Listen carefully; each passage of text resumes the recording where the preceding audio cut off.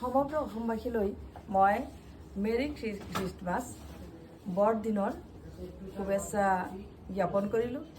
Marie Christmas day যিটো আমি পালন কৰোঁ, এয়া বছৰেকীয়া বাৰ্ষিক উদযাপন হয় আৰু কেৱল মাত্ৰ এয়া যে ধৰ্মীয় উৎসৱ সেয়া নহয়, কাৰণ যীশু খ্ৰীষ্টৰ জন্মদিন বুলি আমি ইয়াক বৰদিন হিচাপে পালন কৰোঁ আৰু এই দিনটো গোটেই বিশ্ববাসীয়ে পালন কৰে। গতিকে এই দিনটোৰ অত্যন্ত তাৎপৰ্য আছে।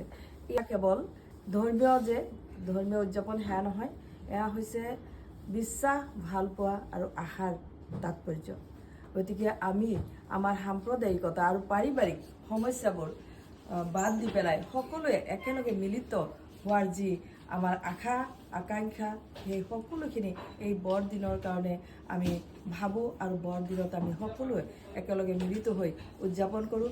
আৰু এই দিনটোত আমাৰ যাতে সকলো সাম্প্ৰদায়িকতা বাদ দি আৰু পৰিয়ালৰ যি সমস্যা, পাৰিবাৰিক সমস্যা সকলো বাদ দি সকলোৱে একত্ৰিত হয়, একেলগে মিলিত হয়, তাকেই কামনা কৰিলোঁ। ধন্যবাদ।